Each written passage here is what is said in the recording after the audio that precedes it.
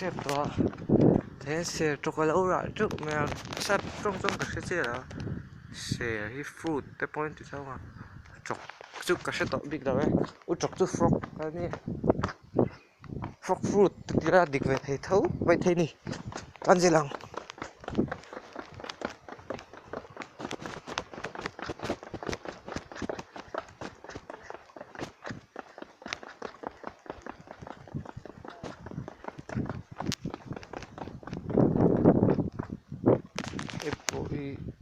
cactus nghe dragon fruit juga helawa cactus ang katizo kani razi lang thế xin nào lấy pin một cái lô này em có cái chiếc xin nào kia hay làm bộ kia này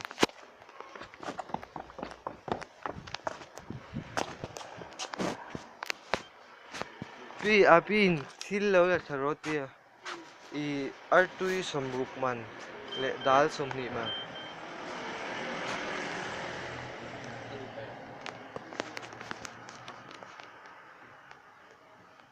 politina ome pi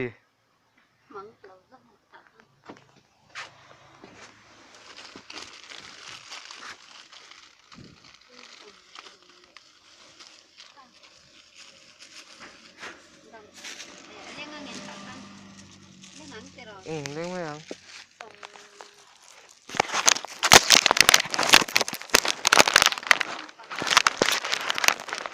chỗ này mua cái lạp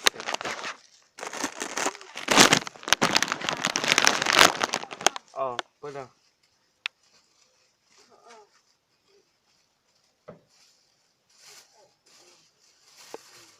tôi ăn hết trên sòng ba này gan giả trên này chứ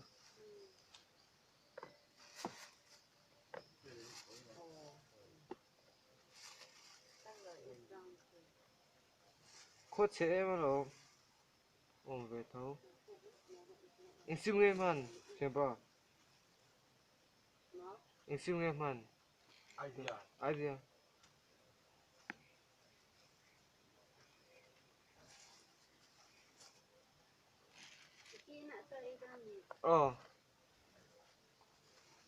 itu gampang aja ya lu tuh sih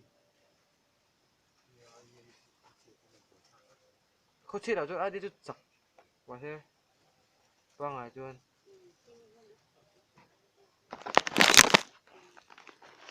Tiyan ay somtum man ne no demi lo jeme som ko ne ju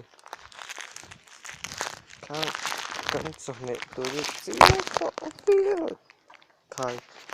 bo ka la le ni he ni ko ka da potang ka ti bo pa lang